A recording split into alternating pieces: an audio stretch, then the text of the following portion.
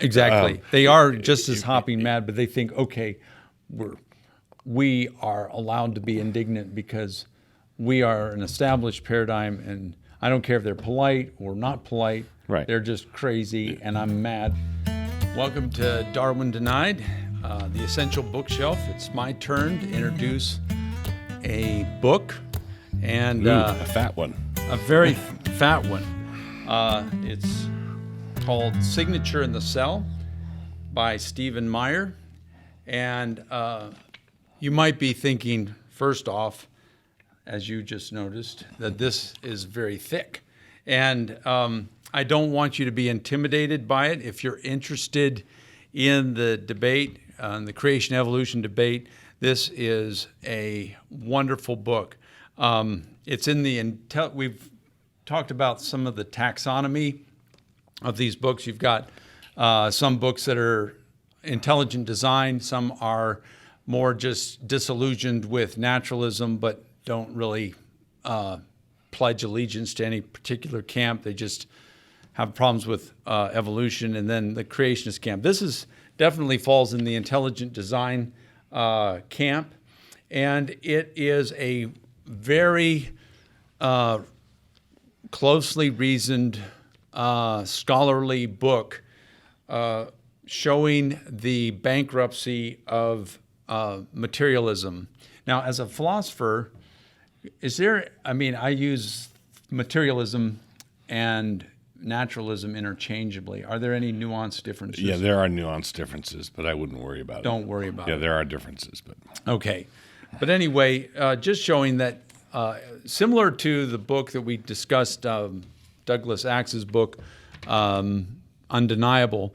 This came out before that book, and it's longer, but he writes very clearly. If you have some kind of science background, that helps. You don't have to be a biology major. Just need to be maybe smarter than the average bear. Okay. But it's well written. It's clear, and it, I think, pounds a lot of nails into Darwin's coffin. Is it all microbiology? Is it all in the cell? Well, the subtitle is DNA and the Evidence for Intelligent Design. So it does talk a lot about the molecular realm, mostly because that is where the information is. And that's sort of the problem in any naturalistic or materialistic approach to the origin of life, is getting over that barrier of how do you have a undirected naturalistic process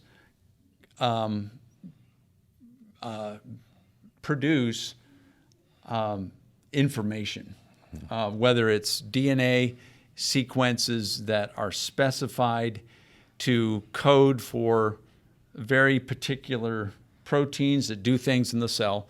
So it is, but there's always informational analogies. So you don't have to know molecular biology to understand the arguments. He gets into probability and just shows that if there's ever a time to use the word impossible, this is it. Right. I think that, like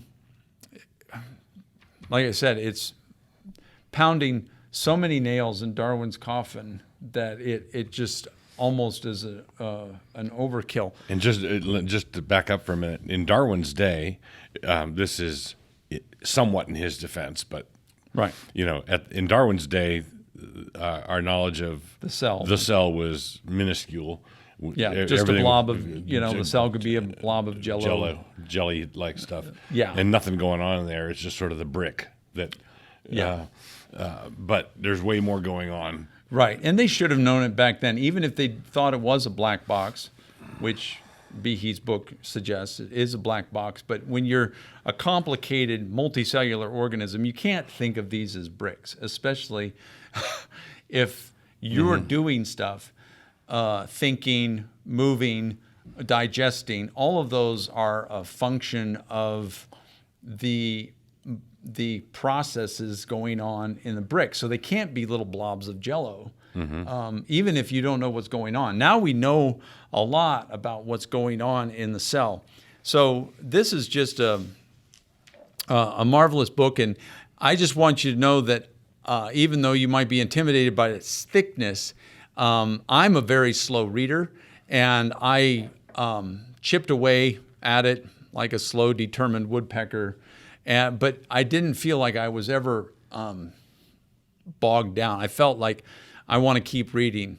But then again, I'm a biologist, and I like this kind of stuff. And so, on top of that, if you finish this book, Gordon will give you $10. well, well, maybe not. So I have a question about this. So how much does he go in? How much of the book is focused on the question of information? Yeah, most of it is on the question of information.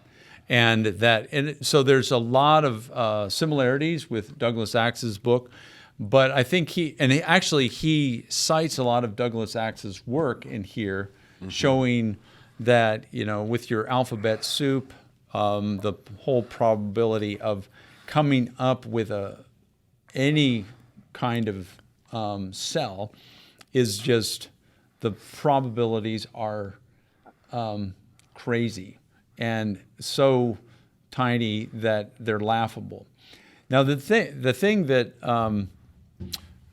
I wanted to ask you is, there's two rhetorical approaches that regardless of what camp you're writing from, there's the... You mean creationist or intelligent design, or the other. Yeah. Is you can take sort of a take no prisoners approach and sort of polemical. But most of the intelligent design books, because I think they want to posture themselves in a very reasoned, objective, academic, scholarly. They don't want to be poking anyone in the, doing the Three Stooges, poke in the eye. So in this culture war, is this a good strategic approach? Because if you come at it reason, this is DNA and the evidence for intelligent design, or you can say this is an unassailable argument against the... And you're a doofus for not accepting it. Yeah. One, you're immediately alienating your audience if you say something really, really polemic on the cover. Sure. But at the same time, if you're being super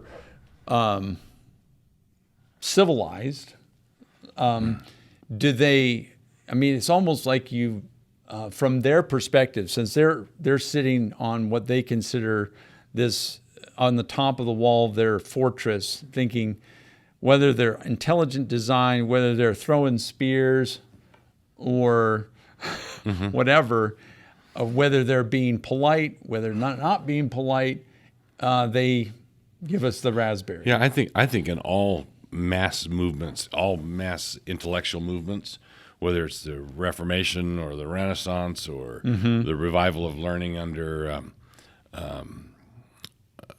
Charlemagne and King Alfred and people like that, whenever you have a great mass movement, you're going to have all kinds of people. You're gonna have the scholars and the scribes who painstakingly make the case. Right, and he does this. And you need those guys. Yeah, you absolutely need those guys. But you also need the saloon brawlers, who the cartoonists of the Reformation did a lot of, But these guys say, hey, you're muddying the water. You're throwing dirt in the air. I'm trying to make a nice, reasoned case, and they're going to associate me with you. Yeah, but I'd say if you look at the reaction the intelligent design people get, the evolutionists, the secularists, are every bit as hopping mad. They are at those guys. Exactly, they are just as hopping mad, but they think, okay, we are allowed to be indignant because we are an established paradigm, and I don't care if they're polite or not polite. Right. They're just crazy, and I'm mad. But if we get mad at them, that's not. not. I don't think our saloon brawlers ought to get mad or screech or do things like that. Right. But I do think there's a place for polemical interaction. Right. Huxley was Darwin's bulldog, and Right. and a lot And of right. and Darwin was a gentleman, and Huxley wasn't. Right. And they moved the ball that way. Mm-hmm. I've got a question on the information Sure. side of this, and this is something I've not been able to get my mind around, and we might just demonstrate this for everybody, where everybody can watch me not getting my mind around something. That's okay. So when we say that a DNA strand is a library, Right. okay, it's got all kinds of information, and we say that because information can be transferred from one place to another place. Mm-hmm. All right, there's information transfer when the cell divides or when there's all sorts of information. It's not just information; it's information processing. Right. And information becomes incarnational in the cell. So here's the thing: if I had an intricate Swiss watch that I took the back off, and I saw the design, there's Right. all kinds of, but it's all cogs and wheels. Right. It's exquisitely designed, all cogs and wheels. I would want to say there's information there. Clearly, there's information that went from the designer into the watch. Right, but the information there is extrinsic to the watch itself. Right. It's sort of in the shape of the part. It's we mechanical. Can see, It's mechanical information. So Right. if you push this lever in and the banana falls out, right? You're a monkey in the lab. Right. You've got there's mechanical information there. like there's Right. like the mouse trap in Right. Behe's book. But if you look at a sign on the wall, it says no smoking. That sign could be in English, it could be in Portuguese, it could be in Spanish. Right. Contain the same information but have a completely different configuration. Right. Because it's pure code. Right. It's just information. Right. Right. Now the question is the information in the DNA strand, is it mechanical information, pure information where God could have just written a completely different language and have the cell replication occurring in Spanish? You're right. I mean, he could have used maybe a different biological medium, but for whatever reason, he used these particular alphabetic letters we call A, G, C, and T, the genetic alphabet, 4 letters, to write code. Now, that code is just like ones and zeros or alphabetic letters in a text. It's code. Do those letters get the effect that they get by going and pushing a button, or does somebody read it? Well, that's the wonderful thing about life is that the files, if you compared it to computers, there's these files need to be read. They're not. It's not a static file. So on a computer, you say you've got a particular term paper on your in your My Documents, and you can double click on it and bring it up. In DNA, think of the file as DNA. Okay. You double click on it, and that you bring it up on your monitor. You access it. That's sort of like RNA, and then when you click print, that's sending your document to to the printer. Now I don't know how it works because I'm not into that IT world, but that document now is being read, and actually there's an incarnational aspect of the information. It comes out as a term paper on paper. Now in the cell, you've got DNA, you've got all sorts of regulatory switches that either turn the file off or turn the file on. And each cell type, there's hundreds of different cell types in the body. And we're not just this one homogeneous mass of cells that all look alike. Cell, right. All of these cells are very differentiated, which means that all those cells have access different files.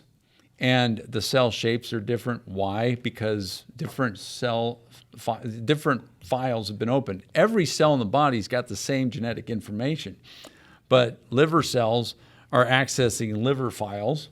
Okay. And brain cells are accessing all the DNA that needs for that. And hair cells just keep on clicking on one file called keratin, and they just crank out keratin. Thankfully, they don't do that in the liver, because I've never wanted a hairy liver, but nobody does. That would be bad. That would be bad. That would be bad. But so the information isn't static; it's being read, and it's being read differently in different cells. And but so is it being read? I guess my question is it being read, or is it being read? It's not being. It's the way God made it is that He's. There's no nano angels, I don't think, running around the cell reading it, but He is front-loaded all of the information so that you've got enzymes that aren't thinking, but the enzymes hook onto these files. Like a robot would read, like a robot would read something. Or like a printer reads your document. The printer's not thinking. The printer is just doing what it's designed to do. And a lot of the enzymes that run around reading files, RNA polymerase, replicating DNA replication replicates all of the DNA in your cell so that when it divides, both cells get the same amount of information. Is there an analogy to, if I'm speaking? There's always an analogy. Yeah, is there a good analogy? If I'm talking on the phone or over Skype or something, I say something, the sound waves of my voice are translated into impulses, electrical impulses, and then made into sound again, and then retranslated back into sound at the other end. Is there something analogous here? Is the information translated into another form in order to be? We've got some. Maybe in one sense, you can actually have DNA read into RNA, and it can be revert. That's called transcription. So that's not a science word. The scribes of the Old Testament took the transcribed it. So you got RNA transcription, but then you've got reverse transcription. Okay. So you've got enzymes that will take RNA and turn it into DNA. Okay. That's the only thing that comes to mind as far as going both ways. How about if I touch a hot stove? I touch a hot stove and information gets to my brain very very quickly. Right. Right. And then you respond. So this is the reactivity of the body, to stimuli. But in terms of where are you going with that? Well, I'm trying to get my mind around, and still not quite gotten around, the purity of the information. Mm-hmm. So the watch, it's mechanical information, clearly designed. There is the no smoking sign is clearly designed, but it's got to be decoded by either an intelligent observer or something that's been programmed to decode that. Mm-hmm. So if someone could take apart a watch and look at all the measurements and make casts and make another watch based on looking at the he could extract and the we information. could go in and sequence the DNA, and actually in the lab we can make artificially hook nucleotides together based on copying the information in the cell. But so the question is, could someone say, I'm trying to anticipate, let's say you got an honest evolutionist who actually tried to grapple with how staggeringly complicated this all is. He's going to have to, since there is no spirit and is no mind and there is no information in his world, It's just blind chance fumbling through the corridors of time. Right. Right. It's a great concourse of atoms going down. Right. But right now we've got a very, very complicated. Right. So he's going to have to explain all these complicated things that happen. Right. In terms of mechanical and pushing and pulling. Yeah. You can't. If you're talking about just a static, non-living world where the matter is matter, then you have to just deal with how did this matter come to be, assuming that there was nothing and then that matter came to be. That's one problem, but having materialistic, naturalistic causes generate information is I think insurmountable. That's where I would be a little bit more aggressive, just because, like, even with Behe's book, the subtitle is Biochemical, Darwin's Black Box, a biochemical challenge to evolution. I would say insurmountable challenge. Insurmountable barrier to evolution. Now, the reason they don't generally pick things like that is because them's fighting words. Mm-hmm. Those are words that will raise the ire of your opponents, and you want to have some dialogue. Generally, they're not willing to dialogue much anyway. But I wanted to just mention the kinds of probabilities. Just a couple of my favorite chapters are Ends and Odds, and the one after that, Beyond the Reach of Chance, where he really, really goes into showing how even given a big primordial soup, in the amount of time, even given the evolutionary cosmological time frame of 13.7 billion years, which is what they would say the Big Bang occurred. Given that amount of time, given amount of matter in the universe, and given just assuming that all of that matter is devoted into unguided processes banging the matter together in no intelligent way, to get amino acids together. Mm-hmm. Again, going back to some of the Doug Axe stuff, getting the amino acids sequenced to form informational strands that fold up into protein origami that does things.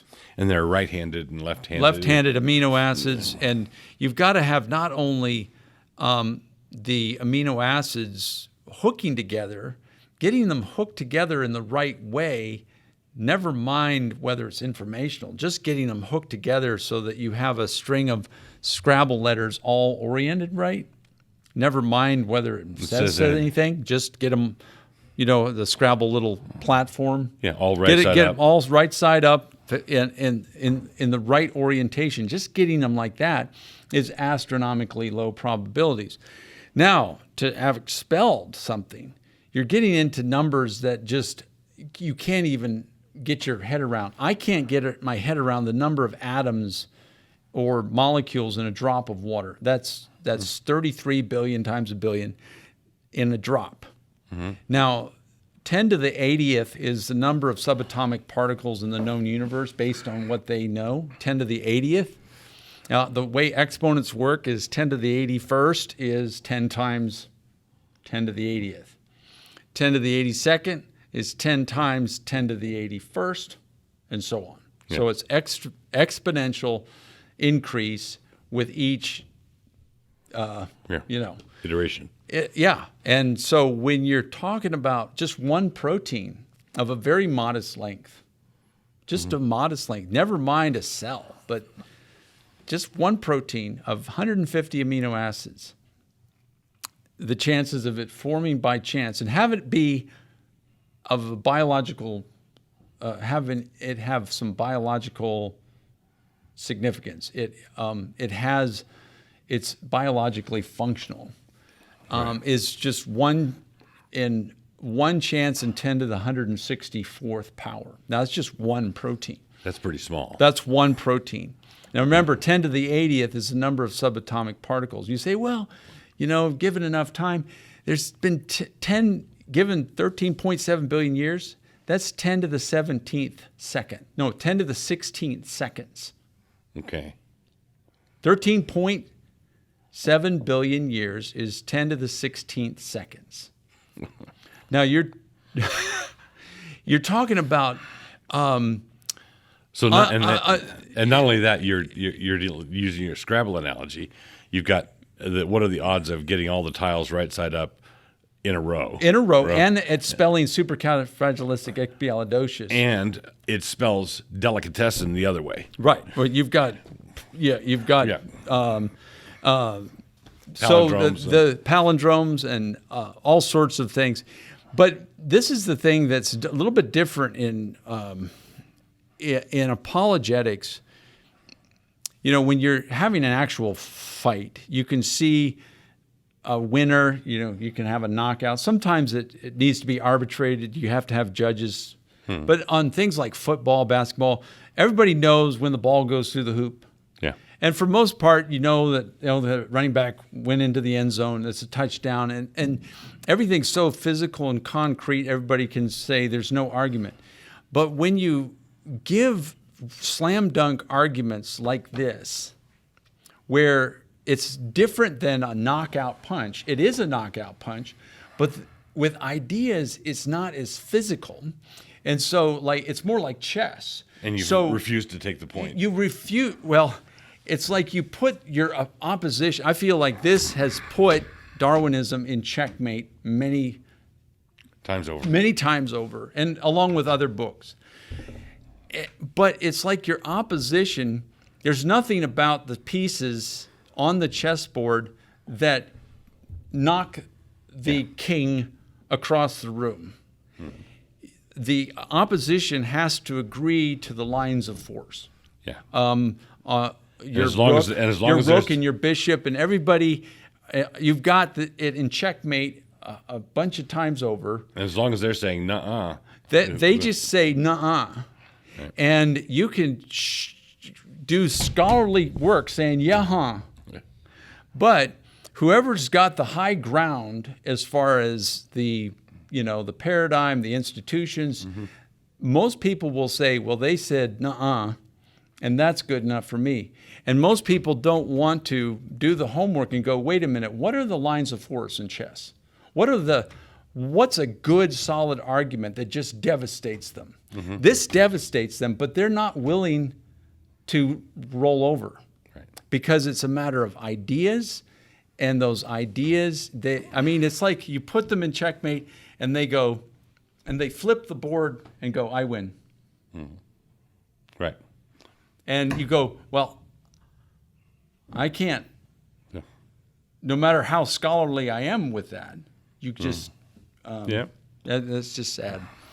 It's sad. It's sad. But we need people that write books like that. I wanted to say one thing that we didn't mention with the Doug Axe book is that some of the ID books don't really, they'll make a very good case for intelligent design, and I think most people just go, okay, fill in the blank. It's pretty obvious.